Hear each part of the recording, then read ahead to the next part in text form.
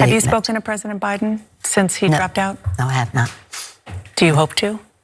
Yes, I hope to. Yeah. We're all busy. Is everything okay with your relationship? You'd have to ask him, but I hope so.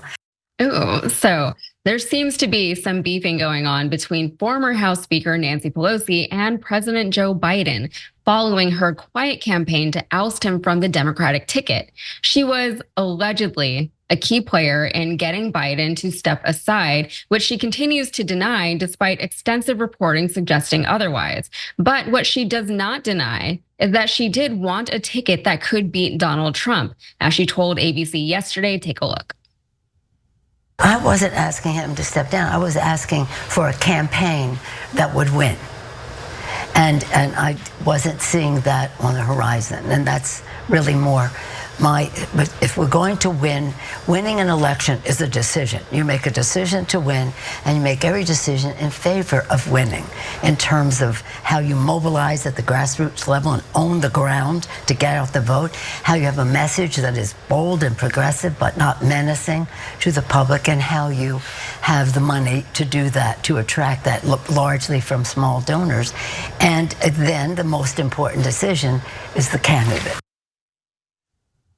So that's just one example of how Pelosi has been on kind of a tear recently. And it's kind of shocking to see her on the opposite side of many establishment Dems. Usually she is the most establishment of the establishment, but that might be why she came out yesterday and tried to pull this little number.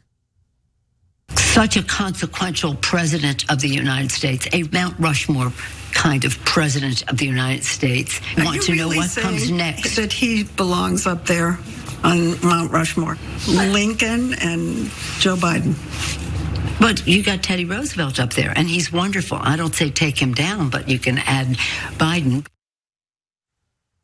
Hey, that wasn't great. That was a little more than cringe, and it was more than a little obsequious also. We're gonna give you another example of Pelosi doing something positive in a second, but Cenk first, she's being awfully coy here. What do you think about Pelosi's comments and the way she keeps denying that she had anything to do with Biden stepping aside?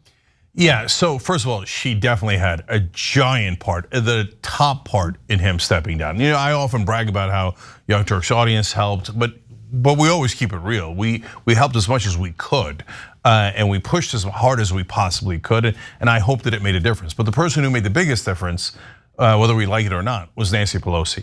And you could tell in the first answer, I mean, that is, wow. I have never seen anything like that. Where, are you guys still friends? She's like, I don't know, you'd have to ask him. Okay, guys, if you don't follow American politics super closely, this is stunning. And is, to my knowledge, never happened before, where a pillar of the establishment, Nancy Pelosi, turns against another pillar of the establishment, Joe Biden. I couldn't have, you know I love predicting things. I couldn't have predicted that in a million years. Because normally what happens 99% of the time is, establishment, no matter how terrible the person is, will back establishment. So they backed Bob Menendez even after his first corruption charges. They finally got him after the second corruption charges. They backed Cuellar in Texas, even though he's anti-abortion. He voted with Trump about 70% of the time. He's just a right-wing Republican corrupt jerk. And they're like, nope, we don't want the progressive in that race that could win, and that'll be better for the Democratic Party. No, we want the corrupt guy. So for them to turn on any establishment figure is unprecedented, let alone the establishment figure. Hey, don't scroll away. Come back. Because before the video continues, we just want to urge you to lend your support to TYT. You power our honest reporting. You do it at tyt.com/team, and we love you for it. Later, when Nancy Pelosi says he belongs on Mount Rushmore, that's obviously embarrassing, right? But I know what she's doing. She's doing carrots and sticks. And that was, I believe that was recorded for 60 Minutes earlier. And the carrots and sticks there are, hey, listen, if you don't step down, we're gonna ruin your legacy because you're gonna lose this election and we can't have it, right? But if you do step down, we're gonna say you're an incredible hero and you belong on Mount Rushmore. I'll take it, you know, and I did something similar. I said, if he steps down, we should do a standing ovation for him nationwide. So that's how you do carrots and sticks. That's how you do effective politics. Now she's obviously doing it at a larger level. And we're gonna get to how she supported Tim Walz. What in the world is going on? But the main thing I wanna give her credit for, and again, I don't know any show in America, including right-wing shows, that have been more critical of Nancy Pelosi than we have, especially me. And mainly because she has collected $1 billion in donor money and largely serves them. And they always called her a master legislator. She barely got anything passed in about 200 years of being in the House, and including being Speaker of the House. I know, Obamacare, Lilly Ledbetter. Boy, when you have to mention Lilly Ledbetter, okay, you know how thin that resume is. But what we do on this show is honesty no matter what. This isn't about partisanship. This isn't about personalities. It's not about whether I like or dislike Nancy Pelosi. Credit where credit is due. On getting Biden out so that we could win this race, she did a fantastic job and deserves most of the credit. And not only that, the thing that I give her most credit for, Yaz, is that it turns out after all this, she actually did care about winning. I thought she undermines progressives so much, even when they're polling higher, that she doesn't really care if Trump wins or Republicans win. As long as Bernie Sanders doesn't win, progressives don't win, and the donors are happy. But it turns out she actually does want to win. And she does prioritize it to the point where she turned on another pillar of the establishment. And for that, tip of the hat, significant credit, let alone what you're about to tell us on Tim Walz.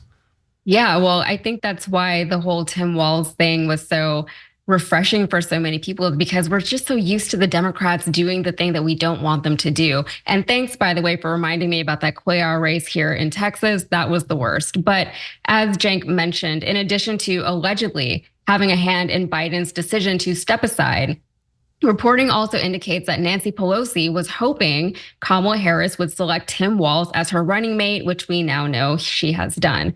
So before he became governor of Minnesota, Walz served in the House alongside Pelosi for a long time, from 2007 to 2019. And a few days ago, a source familiar with the California Democrats' thinking told The Hill she is always especially fond of former House colleagues when asked about Harris's running mate, a nod to Tim Walz.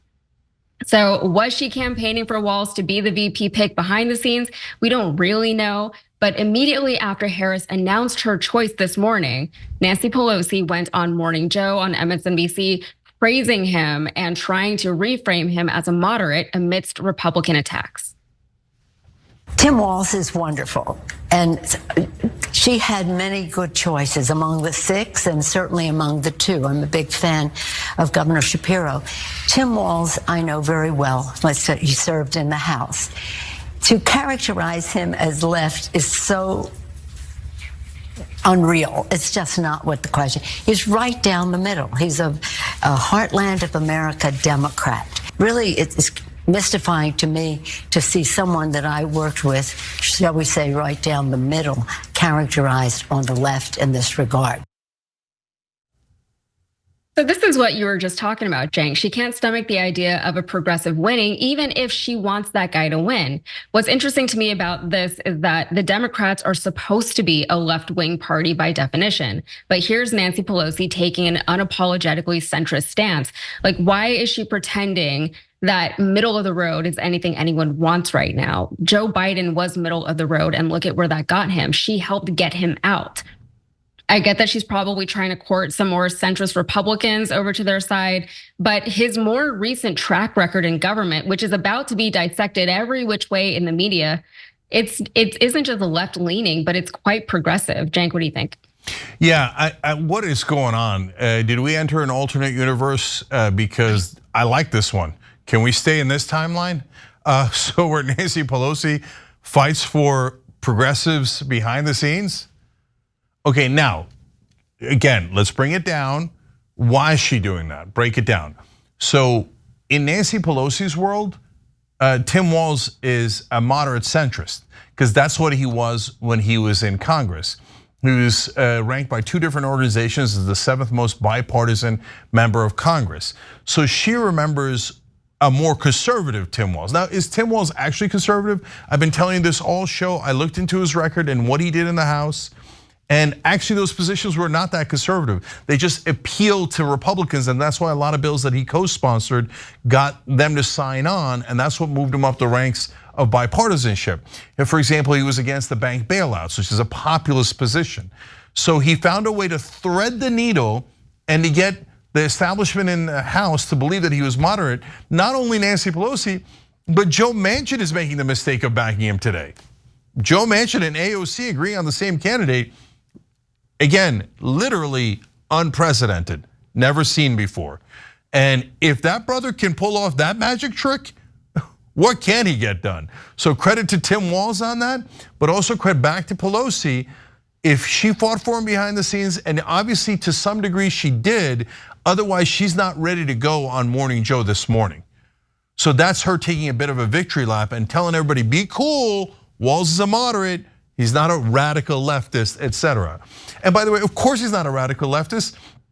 It's just that what they paint as the radical left, paid family leave, child tax credit, higher minimum wage, all these different things that Tim Walz either fought for in Congress or actually got passed in Minnesota, are actually mainstream American positions. They're called radical left in Washington, but they all poll above 70%.